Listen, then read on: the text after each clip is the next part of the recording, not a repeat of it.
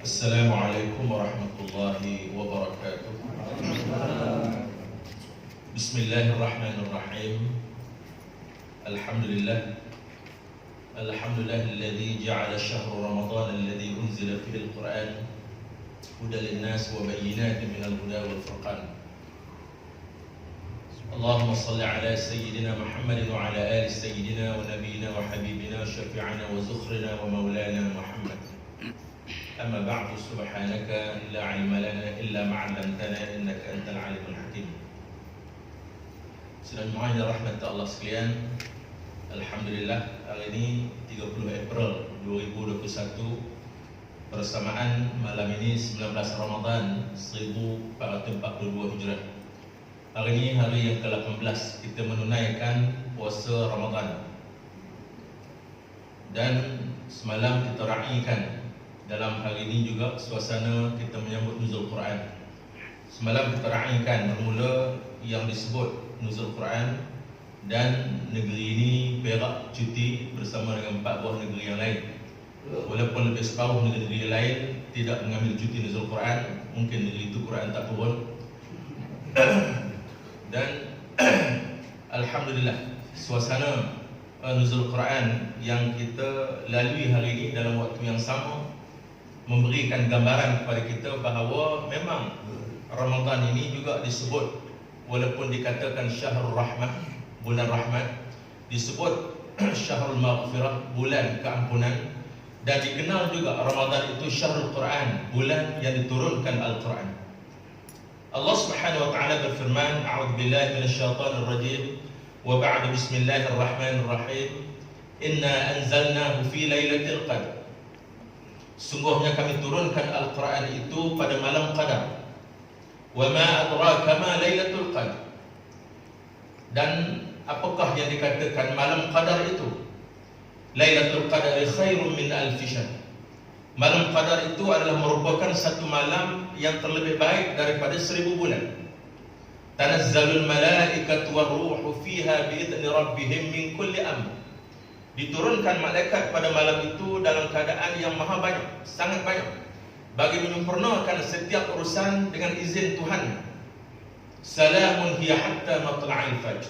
Berbahagialah malam itu hingga terbit fajar. Sedang mohon rahmat Allah sekalian, saat ini juga orang memperkatakan 10 Ramadan yang terakhir orang nak mencari Lailatul Qadar. Dan sepatutnya motivasinya begitu.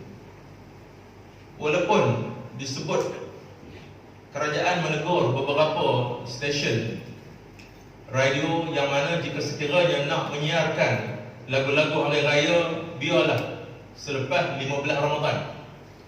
Tapi puak-puak tu menjelang subuh 15 Ramadan tu terus dia gasak lagu raya sampai malam ni.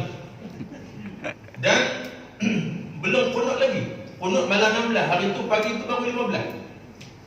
Dan yang lebih parah lagi, ada stesen TV tengah menyusun nak buat konsert mencari Lailatul Qadar. Kepala Tok Chair dia, konsert nak cari Lailatul Qadar. Konsert artis nak angkut bawa naik ke pentas untuk bercakap dan melakukan lagu-lagu kononnya nak menunggu menanti Lailatul Qadar, sebelum tu menyanyi dulu. Tuan-tuan dan rahmat Allah sekalian, berbalik sepatutnya roh itu ialah semangat Al-Quran. Dan Allah Subhanahu wa taala menjelaskan kami turunkan Al-Quran itu pada malam Qadar. Yang mana Al-Quran itu diturunkan daripada Lauh Mahfuz secara sekaligus, diarak oleh malaikat yang maha banyak dengan penuh kebesaran dan kemuliaan, dan diletakkan di langit dunia, di Baitul Azzah, di langit dunia. Daripada Baitul Azzah itu diturunkan secara menajam, sedikit demi sedikit ke bumi ini menurut keperluan. Sebab tu di dalam bidang ilmu tafsir, di sana ada satu lagi subjek disebut asbabun nuzul, sebab-sebab ayat itu diturunkan. Banyak disebut, antaranya di dalam tafsir Ibn Kathir, tafsir Jalalain, Jalaluddin As-Sayuti, Jalaluddin Al-Mahalli, antaranya membicarakan tentang asbabun nuzul yang biasa kita baca. Sedang mohon rahmat Allah sekalian, nak diceritakan bahawa Al-Quran itu diturunkan secara beransur-ansur ke bumi daripada langit dunia itu. Dan diturunkan Al-Quran dengan ayat yang kita sebut tadi pada malam Lailatul Qadar, maknanya malam Ramadan. Dalam ayat yang lain Allah berfirman, Inna anzalnahu fi lailatin mubarakah. Kami turunkan Al-Quran itu pada malam yang penuh keberkatan. Itulah malam Ramadan. Dan dalam ayat yang lain yang kita sebut tadi, Inna anzalnahu fi lailatul qadar. Diturunkan Al-Quran itu pada malam Qadar. Tidak berlaku malam Qadar itu melainkan pada malam Ramadan. Dan yang lebih jelas lagi dalam surah Al-Baqarah ayat 185 itu, Syahrul Ramadan alladzi unzila fil Quran. Pada bulan Ramadan diturunkan Al-Quran. Artinya Al-Quran diturunkan pada bulan Ramadan. Apakah ayat-ayat yang pertama, ayat-ayat awal yang diturunkan? Di dalam setengah tafsir disebut ada beberapa pandangan, ada banyak. Yang mana antaranya mufassirin berpandangan bahawa antara ayat awal yang diturunkan itulah surah Al-Alaq. Bismillahirrahmanirrahim. Iqra' bismi rabbikal ladzi khalaq, khalaqal insana min 'alaq. Iqra' wa rabbukal akramul ladzi 'allama bil qalam, 'allamal insana ma lam ya'lam. 1 hingga 5. Disebut ini antara ayat awal. Dan ada pandangan yang mengatakan antara ayat awal diturunkan itulah surah Al-Mudaththir. Bismillahirrahmanirrahim. Ya ayyuhal mudaththir, qum fa'anzir. Wahai orang yang berselimut, bangunlah, beri peringatan. Dan ada pandangan yang mengatakan bahawa antara ayat yang awal diturunkan itulah dia ayat-ayat di dalam suratul Fatihah. Namun ulama berbahas, tidaklah berlaku perselisihan yang agak tajam, kerana penyelesaian ini mudah. Bahawa ada pun ayat Iqra' itu memang ayat yang pertama diturunkan berkait tentang kenabian Nabi kita Muhammad. Ayat itu menunjukkan sentuhan Allah Subhanahu Wa Taala kepada Nabi, yang mana Nabi kita dilantik sebagai Nabi, Muhammad itu sebagai Nabi. Dan ada pun Ya ayyuhal mudaththir itu adalah ayat yang pertama diturunkan atas dasar Nabi itu telah pun dilantik sebagai Rasul. Yakni ayat yang berkait tentang kerasulan. Setelah Nabi berkait dengan kerasulan, itulah ayat yang pertama. Dan begitulah juga suratul Fatihah adalah merupakan ayat-ayat yang pertama diturunkan. Yang pertama diturunkan dalam bentuk surah yang lengkap. Jadi ulama tidak berselisih pendapat. Dan begitulah juga ayat-ayat yang akhir diturunkan. Disebut ayat-ayat yang akhir itu ada pandangan ahli tafsir mengatakan ayat yang akhir itu adalah ayat Suratul Baqarah ayat 278. Itulah ayat yang berkait tentang riba. Ya ayyuhalladzina amanu taqullaha wa dharu ma baqiya minar riba. Hai orang yang beriman, jika kamu bertakwa kepada Allah, tinggalkanlah saki-baki riba yang belum dipungut itu. Maknanya jangan kamu berurusan, bermuamalah dengan riba. Dan tinggalkanlah saki-baki riba yang belum dipungut itu, tinggalkan. Dan ada juga pandangan lain mengatakan ayat yang terakhir diturunkan itulah ayat 282 Suratul Baqarah, itulah berkait tentang hutang piutang. Ya ayyuhalladzina amanu idza tadayantum bidainin ila ajalin musamma faktubuh. Hei orang yang beriman, apabila kamu melakukan hutang piutang hingga ke satu tempoh yang tertentu, hendaklah ditulis dan dicatat sebagai perjanjian. Hendaklah ditulis. Dan ada juga pandangan yang lebih masyhur mengatakan bahawa ayat akhir yang diturunkan itulah surah yang kelima, suratul Maidah ayat yang ketiga. Allah berfirman, Al-yawmal akmaltu lakum dinakum wa atmamtu alaikum ni'mati wa raditu lakum al-Islam dinan. Yang bermaksud, pada hari ini telah aku sempurnakan bagi kamu akan agama kamu, dan aku percukupkan bagi kamu akan nikmatku, dan aku redha Islam sebagai cara hidup kamu. Ulama berbincang, lalu keputusannya jelas bahawa ayat yang terakhir diturunkan memang ayat berkait tentang riba. Itulah ayat riba yang akhir turun. Begitulah juga ayat yang akhir turun berkait dengan hutang. Itulah dia ayat 282 suratul Baqarah itu. Dan ada pun ayat Al-yawmal akmaltu lakum itu memang ayat yang terakhir diturunkan oleh Allah sebagai tanda kesempurnaan Islam. Dan dengan turunnya ayat itu, sahabat yang mempunyai akal yang cerah, yang cergas, sahabat merasakan ada sesuatu yang tidak benar. Kerana apabila ayat yang menjelaskan tentang kesempurnaan Islam itu diturunkan ketika mana Nabi selesai haji weda, itu haji terakhir. Maka mereka melihat bahawa ada benda yang tak kena. Apabila agama ini sudah sempurna, Al-Quran ini sudah pun lengkap, maka Nabi pasti akan meninggalkan kita. Artinya misinya telah selesai. Dan memang misinya telah selesai. Nabi SAW mengerjakan haji, itulah haji yang terakhir. Yang mana sebelumnya ketika mana Fathul Makkah, Nabi tidak hadir. Dan ketika mana turun ayat surah At-Taubah itu 40 ayat yang pertama, apabila diperintahkan Sayyidina Ali dan Abu Bakar untuk bawa ke Mekah dan membatalkan segala perjanjian dengan musyrikin Mekah, dan dihalau musyrikin yang mengkhianati pribumi yang menganut akidah Islam di Mekah itu. Setelah mereka mengadakan umrah, melakukan sa'i dan juga tawaf dalam keadaan telanjang, menyakiti hati pribumi, mengkhianati penduduk pribumi yang menganut agama ini, maka mereka itu telah membatalkan social contract-nya. Mereka telah membatalkan perjanjiannya sebagai warga negara. Maka Nabi menghantar Sayyidina Ali dan juga sahabat untuk bawa surah At-Taubah itu, bacakan di depan Kaabah itu. Dan Abi Hurairah mengatakan Nabi menyuruh juga Sayyidina Ali membaca ayat-ayat itu di setiap pintu-pintu rumah musyrikin Mekah itu, supaya mereka faham selepas ini tidak ada lagi pengkhianatan. Batalkan segala perjanjian, keluar daripada Mekah. Kalau tidak, kami bunuh walaupun di depan Kaabah. Kerana mereka mengkhianati akidah penduduk pribumi, menyakiti hati dan perasaan orang Islam. Maka mereka ini, puak-puak musyrikin ini, sudah terbatal kerahyatannya. Lalu mereka dihalau.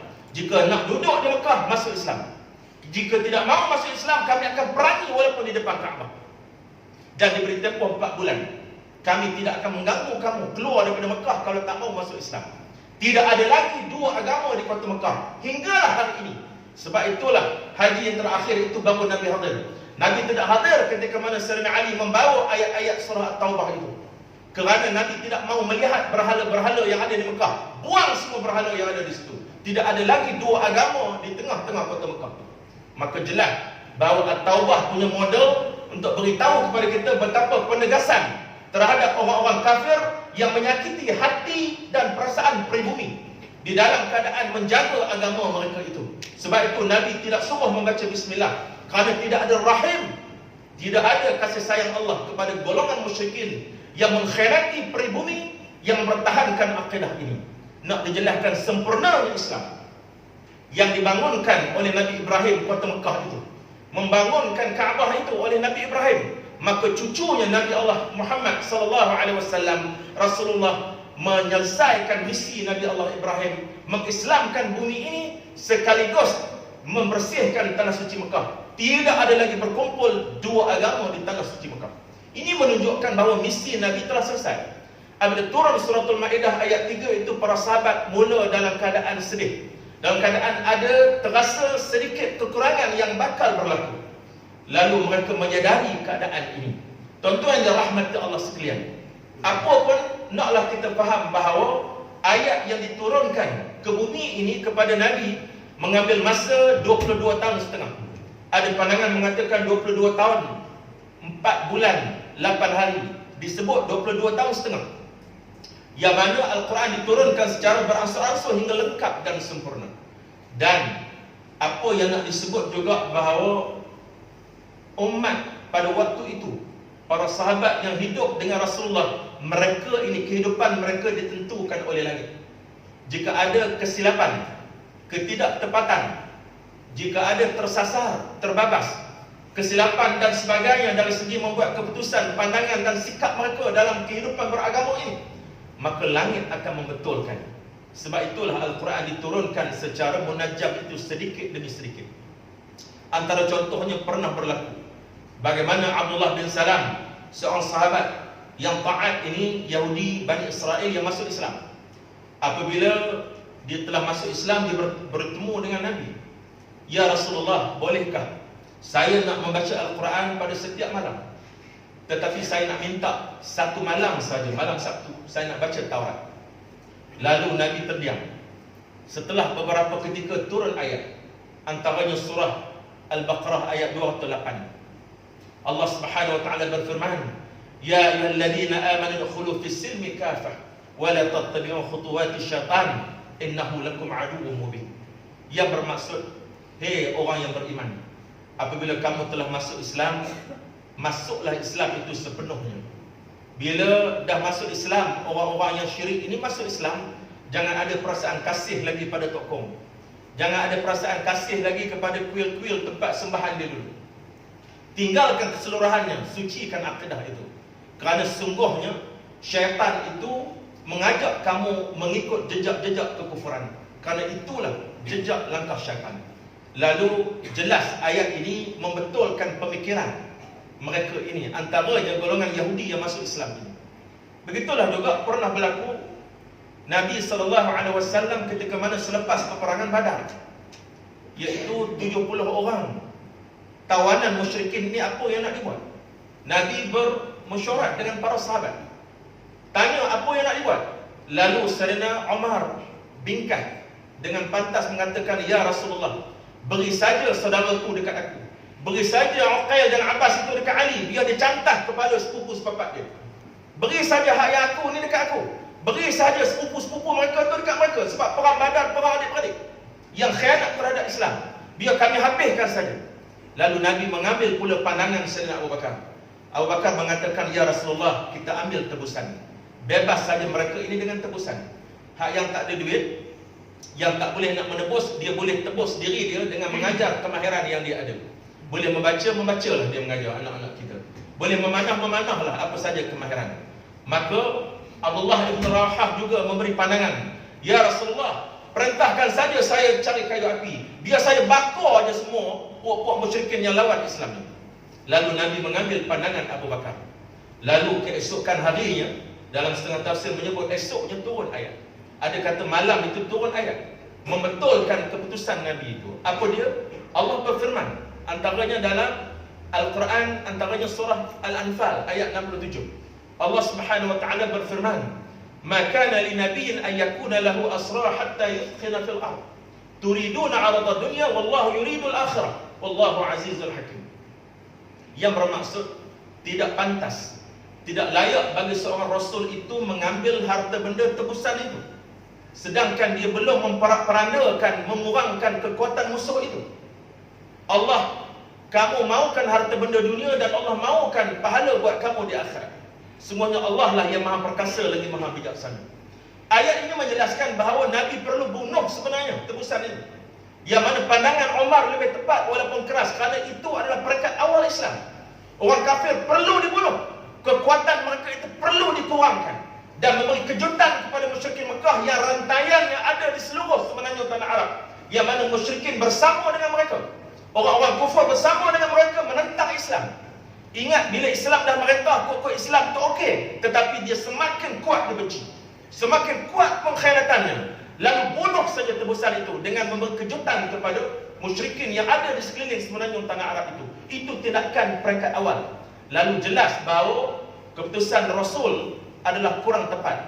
Namun ayat ini menjelaskan, ayat ini memperbetulkan dan nak memberitahu bahawa inilah antara apa yang ditentukan oleh Allah Subhanahu wa taala. Pernah juga ketika mana Nabi mengarahkan sahabat mempersiapkan diri untuk pergi perang Tabuk. Yang mana perang Tabuk itu berlaku pada 9 Hijrah. Hujung dah nak menyerang Eropah, Byzantine, Rom Timur. Jauh sikit perjalanannya. Nabi arahkan bersiap. Lalu semua bersiap, tetapi ada yang tidak ikut. Nabi pun menanti-nanti sahabat-sahabat tertentu yang tidak ikut. Mana mereka ini? Lalu apabila selesai Nabi balik ke Madinah, solat dekat Masjid Nabawi itu, maka datanglah orang berbaris jumpa Nabi, ucap tahniah, dan ada yang memohon maaf, memberitahu keuzuran mereka itu. Nabi sebagai seorang yang pengasih, terima saja. Orang bagi alasan keuzuran, hantar MC, kita terima aja. Walaupun MC pun MC tipu, lalu terima aja, tak cakap banyak. Namun Allah Subhanahu wa taala menurunkan ayat 42 surah At-Taubah, yang mana Allah Subhanahu wa taala berfirman, "Law kana 'aradan qariban wa safaran qasidan lattaba'u walakin ba'udan 'alaihim asy-syaqqa." Wahai Muhammad, apa yang kamu suruh mereka ikut kamu nak pergi berperang tu, kalaulah perjalanan dia singkat, dekat, mudah, senang dan banyak faedahnya, dah confirm dah boleh menang ghanimah, harta rampasan yang banyak, nescaya mereka ni tak bertangguh lagi akan ikut kamu. Tapi apakan daya, perjalanannya sangat jauh, keadaannya sangat sukar. Kerana pada waktu itu musimnya musim panas. Sedangkan walaupun musim panas, tetapi buah-buah tamar sedang ranum, sedang masak.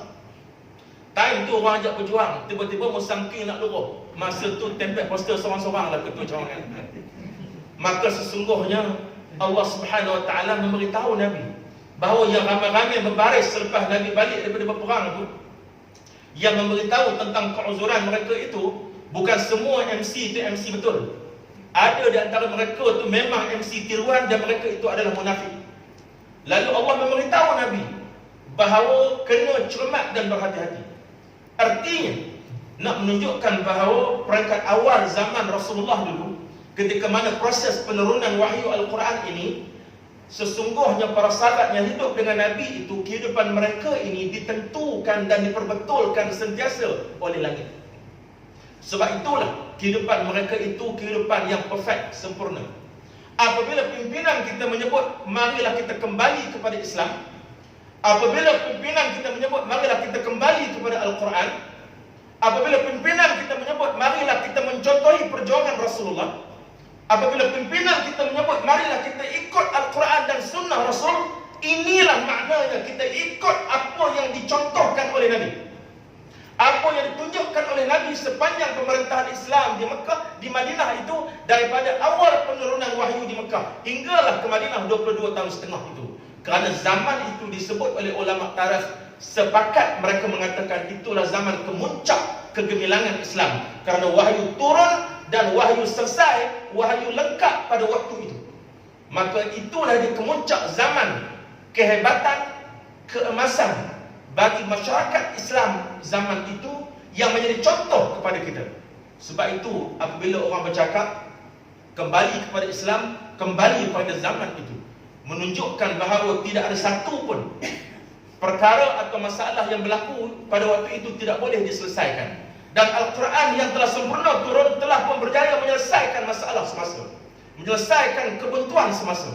Sebab itu alangkah bodohnya, alangkah jahilnya manusia ini apabila sudah ada kitab Al-Quran masih lagi duk merayau ke seluruh dunia nak mencari solusi, mencari penyelesaian terhadap permasalahan umat. Duk cari orang-orang yang tak semayang, orang-orang yang kufur, yang syirik kepada Allah, duk tanya pandangan dan pendapat mereka bagaimana nak menyelesaikan kemelut masalah masyarakat. Sedangkan Al-Quran itu diturunkan adalah untuk umat manusia dan untuk menyelesaikan masalah masyarakat. Tapi manusia-manusia jahil ini, Al-Quran berada di pundak mereka, mereka tidak buka, maka tidak membaca dan tidak memahami. Maka mereka inilah daripada jenis yang mana Allah menyebut laksana haiwan, laksana binatang yang tidak mengambil iktibar dan mati dengan kebodohan itu. Apa dia? Allah menyebut di dalam Al-Quran, mathalul ladzina humilut taurat, mathalul ladzina humilut taurat thumma lam yahmiluha kamathalil himar yahmilu asfara. Perumpamaan mereka yang diberi kitab kepada mereka itu, duk berjalan ke hulu ke hilir, yang mana duk menanggung kitab itu tetapi mereka tidak mampu menyelesaikan masalah mereka, tidak belajar, tidak beramal dan tidak mengambil iktibar. Laksana himar, seekor kadai yang membawa kitab-kitab menanggung di atas belakangnya. Dia tak mengaji, dia tak belajar, dia tak ambil iktibar, duk tanggung aja kitab tu hulu ke hilir, duk letak atas alang rumah. Lalu bila dia dahaga kadai ini, dia nampak tasik, turun nak pergi minum. Ketika mana dia nak minum, belum sempat menikmati air tasik itu, dia dah mampu mati keras, mati lemah. Sebab kitab yang dia tanggung tu jadi berat, basah, akhirnya dia mati lemah. Yang mana dia tak jadi cerdik, dia mati kerana kejahilan dan kebodohan dia, tidak mahu belajar mencermin diri dalam kehidupan ini. Sedangkan dia bawa kitab. Inilah juga manusia. Ada Al-Quran yang duduk di atas belakang kita ni, kita hanya sekadar membawa menjunjung, barangkali tidak baca. Lalu ada pula di kalangan kita pemimpin-pemimpin yang lemah, yang tidak mengajak umat kepada Al-Quran, duk pergi ke hulu ke hilir, duk mencari solusi untuk menyelesaikan masalah negara, tetapi Al-Quran tetap dilupakan. Maka mereka akhirnya musnah, akhirnya mereka mati dengan kebodohan mereka ini. Selarilah dengan kata pepatah Melayu, ayam mati di kepuk padi. Ayam mati kebuluh di kepuk padi. Sedangkan ayam itu bahan yang dia duduk melantak hari-hari ialah berat, tapi dia mati dalam kepuk padi terkurung sebab dia tak tahu dalam padi itu ada butir berat. Punya bodohnya ayam itu kerana kejahilan. Inilah dia yang disebut oleh Allah Subhanahu Wa Taala tidak mahu mengambil iktibar terhadap apa yang telah diberikan suatu anugerah, iaitu kitab Allah Subhanahu wa taala. Tuan-tuan yang dirahmati Allah sekalian, Al-Quran ini buatlah macam mana pun dia luar biasa. Berusahalah nak mengaji, dia akan jadi orang yang mengaji. Berusahalah kalau tak reti, dia akan jadi reti.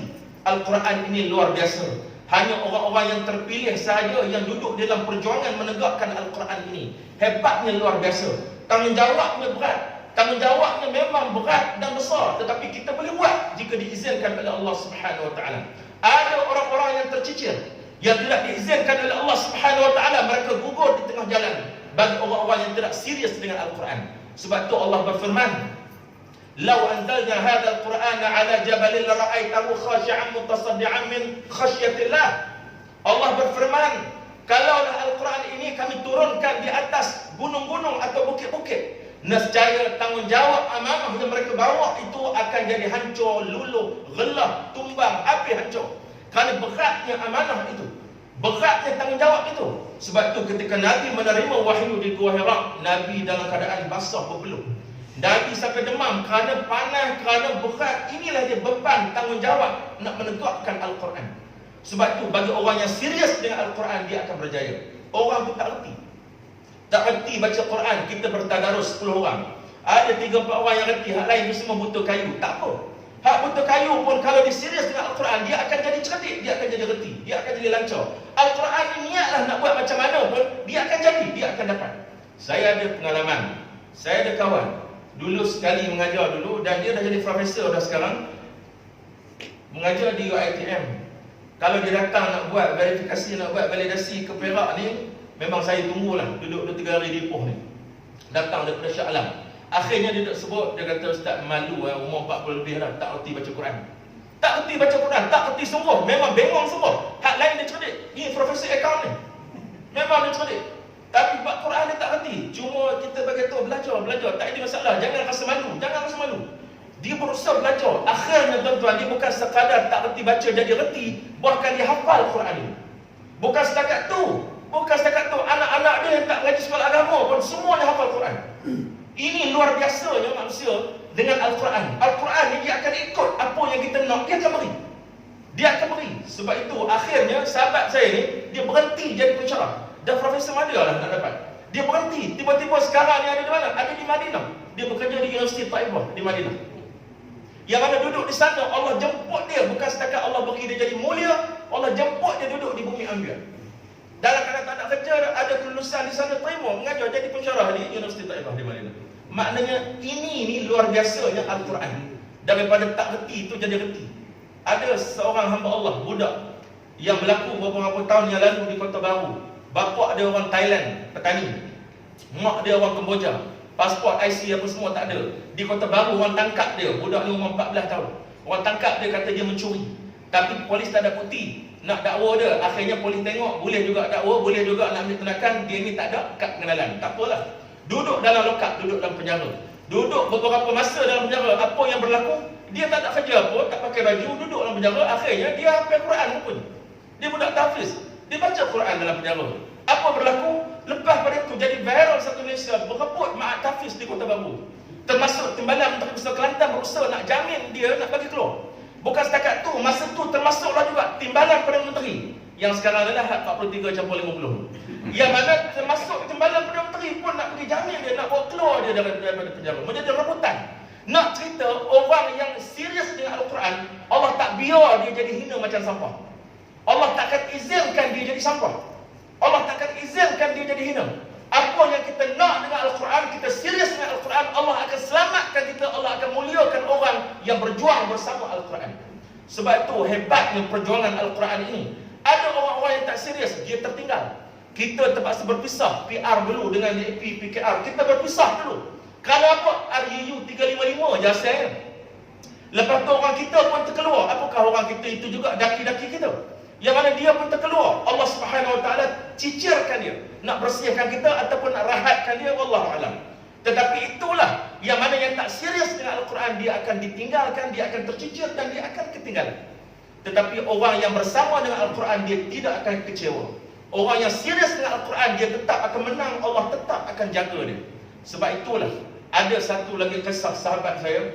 Dia ini duduk di US dulu. Masa dia student dulu, dia cerita bahawa ada satu hari itu mereka ada buat kerja, student ni masuk kawasan satu bandar, keluar bandar pergi ke kampung, akhirnya dia tersesat. Dia seorang je tersesat. Hak lain lepas ke mana tala dia tersesat tu tak tahu dah, nampak macam jalan raya tengah padang pasir, tak tahu dah, tempat orang cemas. Tak tahu nak buat apa. Tak tahu nak buat apa, tak ada siapa pun yang kenal. Handphone pun tak ada lagi time tu. Apa dia buat? Dia dah mati akal. Menangis, memang menangis dah dia kata. Teringat dalam beg sandang tu ada surah Yasin. Bawa keluar surah Yasin, duduk bersila atas jalan raya, tepi bahu jalan tu macam orang gila. Dia kata duduk baca Yasin. Baru baca setengah surah Yasin tu, tiba-tiba Allah hantar apa? Datang satu kereta mana bodoh-bodoh berhenti tanya nak pergi ke mana, dia nak hantar. Inilah dia. Jika kita serius dengan Al-Quran, maka Al-Quran itu tidak akan mensia-siakan kita. Berjuang menegakkan agama ini, berjuang bersama Al-Quran, maka Allah Subhanahu Wa Taala tidak akan membiarkan kita jadi hina. Allah Subhanahu Wa Taala akan membiarkan kita ini selamat dan mulia bersama dengan Al-Quran, selagi mana orang itu serius dengan Al-Quran. Sebab tu Nabi SAW bersabda, "Iqra'ul Quran fa innahu ya'ti yawmal qiyamah syafi'an li ashabi." Hendaklah kamu membaca Al-Quran, bacalah kamu akan Al-Quran, kerana sesungguhnya di hari kiamat nanti dia akan datang sebagai teman kamu yang akan menjadi pembela, memberi syafaat kepada kamu. Tuan-tuan dan rahmat Allah sekalian, saya rasa sekadar inilah dahulu yang dapat saya sampaikan. Kita nak teruskan tarawih. Al-kamalu lillah wa nuhsan lana. Aqulu qawli hadha wa astaghfirullah al-azim li wa lakum wa lisairil muslimin wal muslimat innahu huwal ghafurur rahim. Wabillahi taufiq wa hidayah. Wassalamu alaikum warahmatullahi wabarakatuh.